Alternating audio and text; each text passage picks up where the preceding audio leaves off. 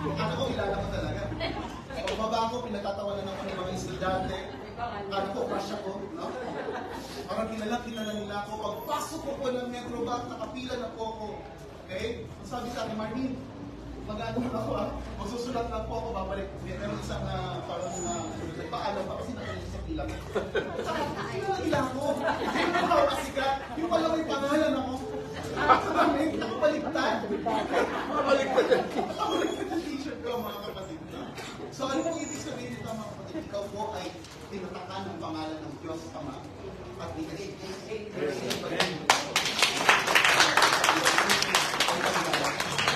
And lastly, mga kapatid, we will be sanctified totally. Ito po ang sabi sa verses 4 to 5. It is these who have not defiled themselves with women. Sarap pala mag-preach ng ganito. Okay. For they are virgins. It is these who follow the Lamb wherever he goes. These have been redeemed from mankind as first fruits for God and the Lamb, and in their mouth no lie was found, for they are blameless. Alam niyo po, nung binasa ko po ito, sabi ko, Lord, mukhang hindi ako kasama dyan sa 144,000 yan. Okay?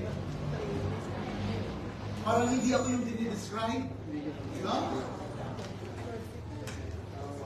Naisip niyo rin po ba yan? I am not blameless. Diba? Sabi, no lie was found. No? Okay? Not defiled. Di po ba? Follow the Lamb wherever he goes. Ano? Maraming moments sa buhay ko na ayaw ko sumunod sa Panginoon. Ayaw ko sumunod kay Kristo. Diba? Lord, you must be talking about somebody else. Parang hindi ako kasama dito. Alam niyo po anong gusto ko dito? Inilalarawan po ang church, symbolized by the 144,000 mga kapatid. Sa bahagi nito, bilang mga makasalanan, na hindi lang po basta pinatawad. Hindi lang po tayo basta pinatawad ng Panginoon. Alam niyo po ba na yung kapatawaran ay sapat na sana? Pwede na yun hindi po ba? Pero alam niyo po ginawa ng Panginoon, hindi lang po tayo pinatawad, kundi dineklara po tayo sa hukuman na matubig, na parang hindi nagkasala. Alam niyo po ano tinisan niya ng Panginoon ngayon? Okay? Ang tingin po sa inyo ng Panginoon ngayon ay kung paano tinignan niya ang kanyang mahal na anak na si Jesus. Amen. Hindi po ganun. Hindi po ganun katindi ang ginawad ng Panginoon para sa atin. Wala mong chance na pwede natin tawagin Ama ang ating Diyos. You will never be worthy of that identity, mga kapatid. Ang sabi ko, ito pong 144,000 have not defiled themselves with women, for they are virgins. Okay? So, kailangan ko natin ipaliwanag ito kasi meron po akong mga nabasa na ginagamit ko itong supporting verse for celibacy. At saka, mas mainam daw na ang Kristiyano ay hindi na mag-asawa at mag-engage into sex. First of all, mga kapatid, hindi po against ang Panginoon natin sa pagtatali. For as long as it is within the bounds of marriage. Para pala po ang Panginoon? Amen!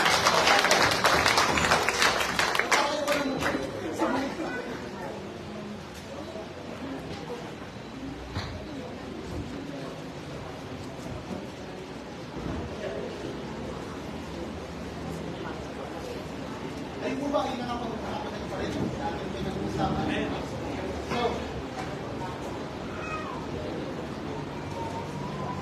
So, hindi po sinasuggest ng talatang ito na maging celibate o huwag na tayo mag-asawa bilang mga Kristiyano. Okay? So, hindi po yan ang ina-advocate ng talatang ito. Sa kabilang banda, kapag po ang pinag-uusapan sa Bible ay sexual immorality, kadalasan po ito po ay kakabit po ng idolatry. So, palagi po siyang magkakabit. Especially during the time na namamayagpag po ang mga pagan temples sa panahon ng Apostle John. Pero sa Old Testament, mga kapatid, this is the enlightened parties. Ang pinag-uusapan po natin ay digmaan, hindi po ba?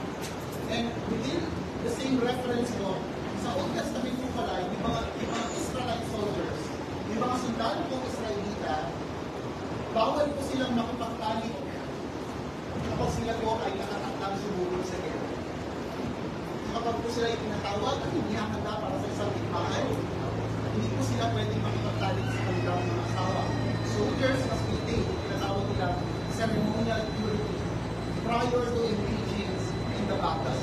Marami po tayong reference text na iluwang ito, particularly sa Deuteronomy at sa 1 Samuel. At hindi po kailan kung bakit si Uriah, na asawa po ni Bathsheba, ay hindi po tumangin makipagtalik sa kanyang asawa kahit anong bilhin ni David. Ito ba? Bakit kasi may inumaan sa kanya? And gusto i-preserve ni Uriah yung kanyang ceremonial purity. Okay?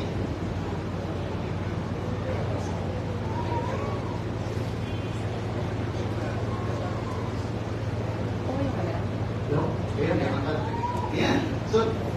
So, hopefully po nag-gets po natin, ano?